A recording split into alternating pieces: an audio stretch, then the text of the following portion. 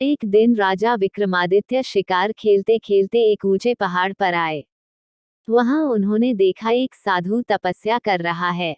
साधु की तपस्या में विघ्न नहीं पड़े, यह सोचकर वे उसे श्रद्धापूर्वक प्रणाम करके लौटने लगे। उनके मुड़ते ही साधु ने आवाज दी और उन्हें रुकने को कहा। विक्रमादित्य रुक गए और साधु ने उनसे प्रसन्न होकर उन्हें एक फल दिया।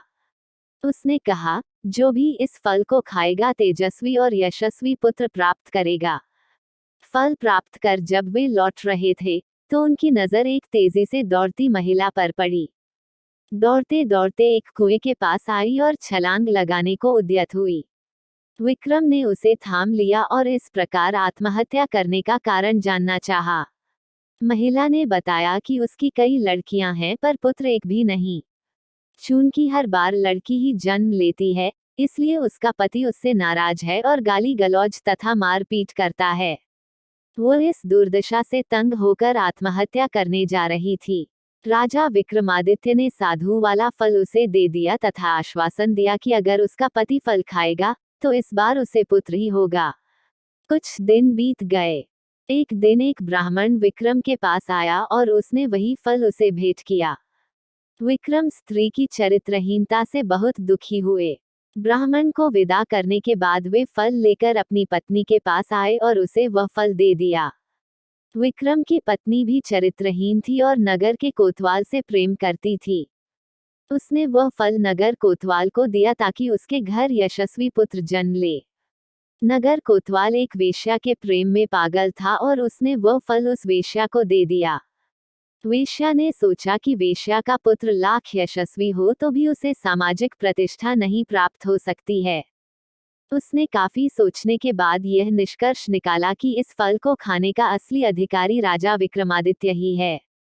उसका पुत्र उसी की तरह योग्य और सामर्थ्यवान होगा तो प्रजा की देखरेख अच्छी तरह होगी और सभी खुश रहेंगे। यही सोचकर उसने विक्रमादित्य को वह फल भेंट कर दिया। फल को देखकर विक्रमादित्य ठगे से रह गए। उन्होंने पड़ताल कराई तो नगर कोतवाल और रानी के अवैध संबंध का पता चल गया। वे इतने दुखी और खिन्न हो गए कि राज्य को ज्यों का त्यों छोड़कर वन चले गए और कठिन तपस्या करने लगे। चूंकि विक्रमादित्य देवताओं और मनुष्यों को समान रूप से प्रिय थे, देवराज इंद्र ने उनकी अनुपस्थिति में राज्य की रक्षा के लिए एक शक्तिशाली देव भेज दिया। वह देव नृपविहीन राज्य की बड़ी मुस्तैदी से रक्षा तथा पहरेदारी करने लगा। कुछ दिनों के बाद विक्रमादित्य का मन अपनी प्रजा को देखने को करने लगा। जब उन्होंने अपने राज्य में प्रवेश करने की चेष्टा की तो देव सामने आ खड़ा हुआ। उसे अपनी वास्तविक पहचान देने के लिए विक्रम ने उससे युद्ध किया और पराजित किया। पराजित देव मान गया कि उसे हराने वाले विक्रमादित्य ही हैं और उसने उन्हें बताया कि उनका एक पिछले जन्म का शत्रु यहाँ आ पहुंचा है और सिद्धि कर रहा है। वह उन्हें खत्म करने का हर संभव प्रयास करेगा। यदि विक्रम ने उसका वध कर दिया तो लंबे समय तक वे निर्विघ्न राज्य करेंगे। योगी के बारे में सब कुछ बताकर उस देव ने राजा से अनुमति ली और चला गया। विक्रम की चरित्रहीन पत्नी तब तक ग्लानि से विष खाकर मर चुकी थी। विक्रम ने आकर अपना राजपाट संभाल लिया और राज्य का सभी काम सुचारुपूर्वक चलने लगा।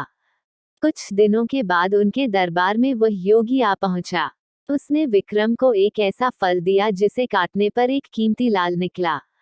पारितोषिक के बदले उसने विक्रम से उनकी सहायता की कामना की। विक्रम सहर्ष तैयार हो गए और उसके साथ चल पड़े। वे दोनों शमशान पहुंचे तो योगी ने बताया कि एक पेड़ पर बेताल लटक रहा है और एक सिद्धि के लिए उसे बेताल की आवश्यकता है। उसने विक्रम से अनुरोध किया कि वे बेताल को उतार कर उसके पास ले आएं। विक्रम उस पेड़ से बेताल को उतार कर कंधे पर लाद कर लाने की कोशिश करने लगे। बेताल बार बार उनकी असावधानी का फायदा उठाकर उड़ जाता और पेड़ पर लटक जाता। ऐसा 24 बार हुआ। हर बार बेताल रास्ते में विक्रम को एक कहानी सुनाता। 25वीं बार बेताल ने विक्रम को बताया कि जिस योगी ने उसे लाने भेजा है वह दुष्ट और धोखेबाज है। उसकी तांत्रिक सिद्धि की आज समाप्ति है तथा आज वह विक्रम की बलि दे देगा जब विक्रम देवी के सामने सर झुकाएगा। राजा की बलि से ही उसकी सिद्धि पूरी हो सकती है। विक्रम को तुरंत इंद्र के देव की चेतावनी याद आई। उन्होंने बेताल को धन्यवाद दिया और उसे लादकर योगी के पास आए। योगी उसे देखकर अत्यंत हर्षित हुआ और विक्रम से देवी के चरणों में सर झुकाने को कहा। विक्रम ने योगी को सर झुकाने की विधि बतलाने को कहा। ज्यों ही योगी ने अपना सर देवी चरणों में झुकाया कि विक्रम ने तलवार से उसकी गर्दन काट दी। देवी बलि पाकर प्रसन्न हुई और उन्होंने विक्रम को 2 बेताल सेवक दिए। उन्होंने कहा कि स्मरण करते ही ये दोनों बेताल विक्रम की सेवा में उपस्थित हो जाएंगे। विक्रम देवी का आशीष पाकर आनंदपूर्वक वापस महल लौटे।